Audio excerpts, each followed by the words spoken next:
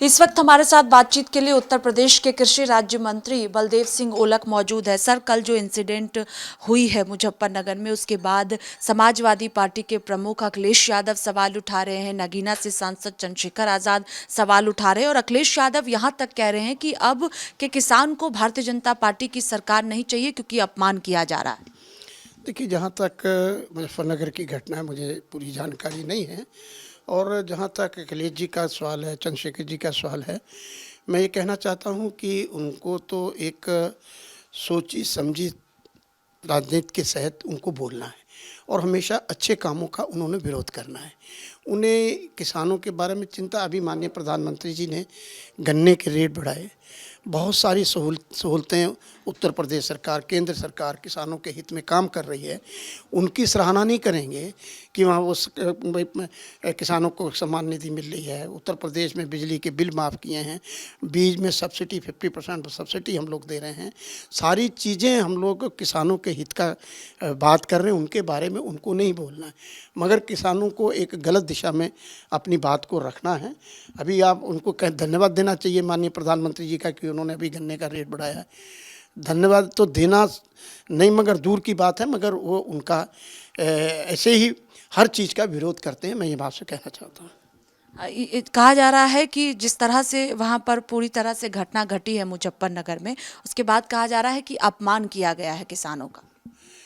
देखिए, कभी अपमान माननीय भारतीय जनता पार्टी के किसी भी नेता ने किसान यूनियन के किसी भी लीडरों का अपमान नहीं किया है, हमेशा उनका सम्मान किया है और सम्मान के तहत ही जो भी उनके योजनाएं होती हैं, जो भी उनकी मांग होती हैं, बड़े प्रेम से और बड़े धैर्य के साथ उनकी मांगों को सुना जाता है और मांगों को सुनकर उसको निस्तारण भी किया जाता है। हमारे लिए किसान भगवान के रूप में हैं, हम किसान को मानते हैं। किसान एक धरती में अन्न पैदा करता है, तो किसान को तो सबका सम्मान करना चाहिए, उसमें हम भी सम्मान करते हैं। आखिरी सवाल है, इससे हटकर एक सवाल है कि जिस तरह से पहलगाम में आपने देखा कि आतंकियों ने पर्यटकों को निशाने पर लिया, उसके बाद से लगातार बैठकें चल रही हैं दिल्ली में।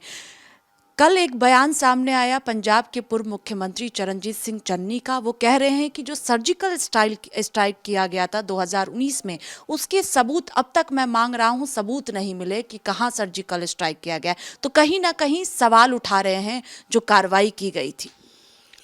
मैं ये कहना चाहता हूँ कि एक जिम्मेदार पद पे चन्नी जी मुख्यमंत्री रहे हैं पंजाब के, उनको जब सारा देश एकजुट है, इतनी बड़ी दर्दनाक घटना हुई है और उसके बारे में ना कुछ कहते हुए, उनके बारे में समर्थन ना करते हुए, वो पिछले ही घटनाओं का संज्ञान में कि उन्हें सबूत चाहिए, तो मैं उनसे पूछना चाह रहा हूँ, कांग्रेस के अब वरिष्ठ नेता हैं, और उनसे पूछें कि जो 50 साल इन्होंने राज किया है, क्या पाकिस्तान के सबूत उन्होंने कभी लिए हैं?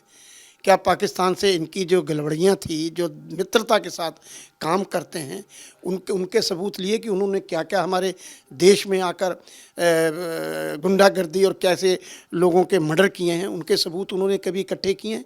ये बड़ी दर्दनाक घटना है कि ऐसी दर्दनाक घटना के समय हम सब लोगों को एकजुट होकर माननीय प्रधानमंत्री जी के नेतृत्व में सबने आस्था जताई है। प्रधानमंत्री जी के नेतृत्व में पूरी तरह विपक्ष ने आस्था जताई है कि आप जो भी कार्रवाई कर सकते हैं पाकिस्तान पे करिए, हम लोग सारे साथ हैं और पूरे देश का बच्चा बच्चा माननीय प्रधानमंत्री जी के साथ है कि जिस तरह से उन्होंने किया है, ऐसी घटनाएं की हैं, उनका बदला जरूर लिया जाए। और मुझे उम्मीद है कि माननीय प्रधानमंत्री के नेतृत्व में एक एक खून का बदला प्रधानमंत्री जी लेंगे, ये मैं कहना चाहता हूँ। बहुत शुक्रिया बातचीत के लिए। कैमरा पर्सन देवेंद्र के साथ स्वाति पाठक, भारत समाचार, दिल्ली।